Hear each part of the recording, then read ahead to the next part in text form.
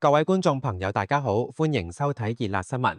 如果你哋中意我哋嘅內容，記得俾個 like 同埋撳下個鐘仔訂閱我哋嘅頻道。今日係2026年4月27號星期一。今日要同大家講嘅頭條新聞係一個關於勇氣、希望同重生嘅故事。主角就係陪住香港人一齊長大嘅草蜢成員蔡一傑。相信各位草蜢嘅歌迷朋友都等咗好耐，事關草蜢最近喺紅磡體育館舉行一連7場嘅40週年演唱會。喺尋晚嘅頭場，傑仔終於首度開腔，喺舞台上親口向大家詳細講述自己發現患上腦部惡性腫瘤，仲有手術之後面對癌細胞擴散嘅心路歷程。呢番說話令到一眾歌迷粉絲好擔心及緊張，但係亦都充滿住無比嘅正能量，令全場唔少歌迷都忍唔住流眼淚。傑仔喺舞台上回憶，當初係因為身體出現咗一啲狀況，佢一位做醫生嘅好朋友就好緊張咁，叫佢即刻去醫院做詳細檢查。佢講出當時嘅情景，大約個幾鐘頭之後，報告出咗嚟，我見到個醫生用好慌張嘅樣行過嚟我面前。我心知不妙，嗰位醫生當時同佢講：蔡先生，你冷靜啲，你個腦裏邊有個7厘米嘅惡性腫瘤。傑仔話呢個係佢人生入邊第一次承受咁大嘅打擊，不過佢冇嚇到不知所措，好快就做咗一個決定，就係要去做手術。喺1個禮拜之後，佢就接受咗切除腦部惡性腫瘤嘅手術。佢話：我以為做起個手術之後就會好好啦。點知第2日上到病房嘅時候，我嘅主診醫生又再嚟我間房間，叫埋我屋企人。佢話：蔡先生，你嘅癌細胞擴散咗。傑仔形容呢次係佢嘅第2次打擊，但係最令人敬佩嘅係，佢話我冇放棄，繼續去醫治，仲喺度周圍去尋求好多唔同嘅方法。講到眼濕濕嘅傑仔，忍住眼淚之後，就用佢自己嘅經歷去鼓勵所有同路人。佢分享咗一個好重要嘅人生哲理，就係要及時行樂。佢話喺人生裏面遇到好多唔開心、好唔順意嘅時候，其實我哋嚟到呢個世上，人生走一回，其實匆匆就好快過。所以我同大家分享嘅係，既然到呢個世上，我哋就要玩得痛快，畫到呢一張圖畫紙最靚為止，先至離開呢個世界。傑仔呢番說話，唔單止係佢對自己嘅勉勵，更加係對所有正面對逆境嘅人嘅一個深切呼籲。其實傑仔呢次公開病情唔係第一次，係前年，即係2024年10月20號嘅時候，傑仔曾經喺社交平台 IG 上面驚爆自己患咗腦部惡性腫瘤，仲已經接受咗切除腦瘤手術嘅消息。佢當時貼咗一張光頭嘅照片，相裏面可以清楚見到佢後腦留下一條好長好長嘅 U 型疤痕，據講長達20寸，縫咗超過100針。佢當時都有發文，我哋睇下佢點講。剛啱做完一個切除腦部腫瘤手術，手術非常順利。喺呢度，我要多謝我嘅屋企人一直喺我身邊支持同鼓勵。仲有多謝我2位兄弟喺我手術期間2人喺美國嘅落力演出，最重要多謝所有醫護人員同主診醫生用高超醫術嚟幫助我，令我重新站起嚟。喺呢度，我要跟所有愛我嘅朋友講一聲，多謝你哋嘅關心同愛護，希望俾我一啲空間同時間，俾我慢慢康復好起嚟。我相信我往後嘅人生一定更精彩。佢仲特別多謝老闆林建岳博士體諒及支持，同埋多謝嗰段期間所有嘅醫生朋友無私嘅奉獻同愛護。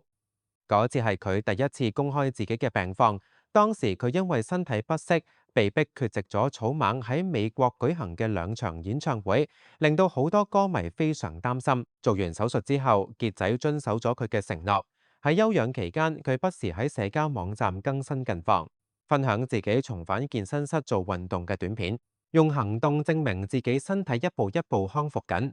去到舊年6月29號，即係大約休養咗8個月之後，佢終於正式宣布準備復出舞台。佢當時喺社交網站寫住：大家係咪等咗好耐呢？等等，演唱會好快會公佈，仲配埋草蜢嘅歌曲等等。呢個消息一出，即時引嚟大批網民留言，話終於等到咗，非常期待。而家見到佢喺紅館生龍活虎，再次企喺台上又唱又跳，真係令到所有關心佢嘅人好安慰。值得留意嘅係，傑仔喺康復過程中保持咗非常積極嘅心態。佢曾經分享過，每日都會同自己講要加油，要快啲好返，因為仲有好多嘢想做，仲有舞台等緊佢。呢種將目標放喺未來嘅想法，成為咗佢康復路上好大嘅動力。講完蔡一傑嘅經歷，我哋都同大家詳細講解下香港癌症嘅情況。根據醫院管理局香港癌症資料統計中心最新公布嘅數據，香港喺2023年錄得嘅新增癌症個案有37,953宗，即係平均每日有104宗新增個案。喺致命癌症方面，頭3位嘅排名冇變過。第一位係肺癌。肺癌之所以成為頭號殺手，係因為好多病人發現嘅時候已經係晚期，加上佢嘅侵略性好強，治療難度相對高。第二位係大腸癌。大腸癌其實係可以透過定期檢查及早發現嘅。如果喺早期息肉階段就切除，甚至可以完全避免演變成癌症。第三位係肝癌。肝癌同肝炎病毒感染有好大關係。香港大約80%長期肝癌患者都有乙型肝炎帶菌。至於胰臟癌同乳腺癌就分別排第4同第5位。至於傑仔所患上嘅腦癌，佢嘅排名又係第幾位呢？喺致命癌症排名入面，腦癌並唔係香港嘅頭號致命癌症，甚至連10大癌症殺手榜都未必入到。腦癌嘅死亡個案相對嚟講比較少。根據最新數據，腦癌喺香港每年大約有100宗左右嘅新症，因為佢嘅發病率相對低，所以喺整體癌症排名入面比較後。要了解腦癌，首先要知道腦部惡性腫瘤係乜嘢。其實腦部惡性腫瘤唔完全等於所有腦瘤，腦瘤係一個統稱，泛指所有喺腦部唔正常增生嘅細胞組織。腦瘤可以分為良性同惡性兩大類。良性腦瘤生長得比較慢，唔會入侵周圍嘅正常腦組織，邊界清晰。如果手術完全切除，復發機會較低，一般唔會直接致命。但係如果佢生長喺一個好論盡嘅位置，例如靠近控制呼吸心跳嘅重要區域，即使係良性，都可能造成生命危險。常見嘅良性腦瘤包括腦膜瘤、垂體腺瘤同埋聽神經瘤。而惡性腦瘤，即係我哋所講嘅腦癌，生長得好快，會侵蝕同破壞周圍嘅腦組織，邊界模糊，即使做完手術，復發機會都非常高，會嚴重影響腦部功能。最常見嘅腦癌就係膠質母細胞瘤，而呢個亦係蔡一傑最大機會患上嘅類型。膠質母細胞瘤喺所有原發性腦部惡性腫瘤入面，大約佔咗1半左右，係最常見，亦係最具侵略性嘅一種。腦癌呢樣嘢，其實有啲病人可能完全冇症狀，係要靠常規身體檢查先至發現到。但如果有症狀，最常見嘅包括頭痛，而且呢啲頭痛同一般嘅頭痛唔同，通常係朝早起身嘅時候特別痛，仲會越嚟越頻密同嚴重。另外可能會突然嘔吐、作悶或者出現吐嘅情況，視力都會受到影響，可能會睇嘢蒙查查或者有重影。仲有就係突然間癲癇發作，或者身體一邊手腳無力、行路唔穩、講嘢出現困難。如果腫瘤壓住個腦，甚至會改變一個人嘅性格同行為，脾氣可能會突然變得好暴躁。傑仔當初就係因為出現咗持續嘅頭暈同頭痛，先至接受醫生朋友嘅建議去檢查。好彩發現得早，可以及時處理。究竟邊啲人最大機會患上腦癌呢？醫學界暫時都未完全掌握腦癌嘅確切成因，多數病例嘅成因都仲係不明。不過統計數據就顯示，有幾類人嘅風險係相對高啲。第一係年齡。膠質母細胞瘤最常見嘅發病年齡大概係57歲左右。根據香港中文大學醫學院嘅研究，香港由2006年至2019年期間確診膠質母細胞瘤嘅患者平均年齡係57歲，男性同女性嘅比例大約係1.6:1。第二就係性別，男人患上腦癌嘅風險一般高過女人。第三就係遺傳。如果家族裡面有人患過腦部惡性腫瘤，或者有神經纖維瘤病呢類遺傳綜合症嘅人，風險會明顯增加。第四就係環境，曾經因為其他疾病接受過頭部放射治療嘅人，罹患腦癌嘅風險會比較高。另外有研究顯示，長期接觸某啲化學物質，例如係石油提煉產品、橡膠同農藥嘅工人，風險都可能輕微增加。不過呢個關聯性仲需要更多研究去證實。講到預防方法，坦白講，醫學界暫時冇一個特定嘅方法可以保證100%預防到腦癌。不過日常生活入面，我哋可以避免不必要嘅頭部放射性檢查。如果工作需要接觸甲醛、氯乙烯呢啲化學物質，就要做好安全措施，同埋要保持健康嘅生活習慣、均衡飲食同充足睡眠，對維持身體免疫力都會有幫助。至於篩查方法，目前香港同國際上嘅醫療指引都唔建議普通健康人士去常規篩查腦癌，因為腦癌喺一般人身上嘅發病率好低。但如果係高風險人士，即係有遺傳綜合症或者有強烈家族史嘅人，醫生可能會建議定期做腦部磁力共振掃描，即係 MRI。對於普通人嚟講，最重要嘅唔係去做冇必要嘅檢查，而係要提高警覺。如果出現持續唔退嘅頭痛、癲癇或者視力模糊呢啲神經系統警號，就要即刻睇醫生，由醫生判斷需唔需要照 MRI。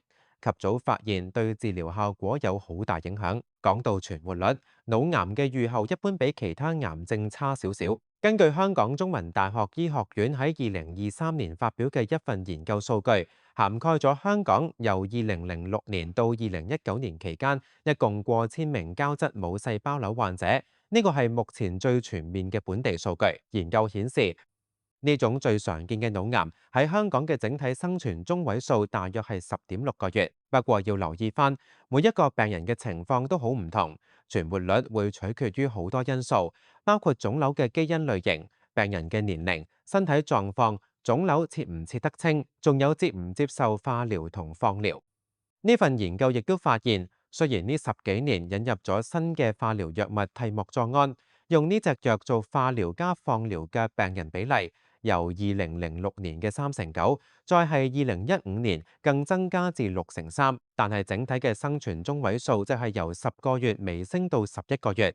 由於分別並唔明顯，所以呢個只係一個統計數字，並唔代表每一個病人嘅預後。另一份更早期嘅研究就顯示，香港醫護界對膠質母細胞瘤嘅治療策略有明顯改進，採用更進取嘅手術切除，配合同步化療治療。病人手術之後2年存活嘅比例，由2003年至2005年期間嘅11.5%，提升到2010年到2012年期間嘅21.4%。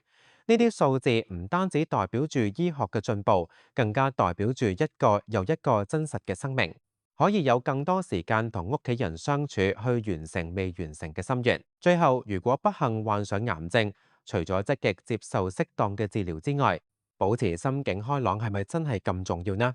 答案係肯定㗎，而且喺中醫嘅理論入面，呢個心態問題佔有一個好重要嘅戰略性地位，而唔係單純嘅心靈雞湯。中醫講七情內傷係關鍵嘅病因，過度嘅情緒會直接損傷內臟功能，例如長期抑鬱同憤怒就會傷肝，導致氣滯血瘀。呢個係好多腫瘤嘅基礎，而過度思慮同擔憂就會傷脾，導致痰濕內生，變相為腫瘤提供咗營養。中醫認為心係主導，全身氣血運行同情緒嘅心境開朗，五臟六腑嘅功能就會協調，氣血通暢，正氣就可以有效咁對抗病邪。相反，心態一崩潰，氣機紊亂，反而會令病情惡化。從西方醫學嘅角度睇，正面心態一樣有好實際嘅好處。第一，可以提升生活品質，幫助患者應付治療帶嚟嘅唔舒服，譬如痛、周身唔妥、反胃嗰啲，減少焦慮同抑鬱。第二，可以增強治療嘅配合度。心境開朗嘅患者通常會更主動同醫療團隊溝通，準時完成療程，注意營養同休息。第三，可以改善免疫同內分泌。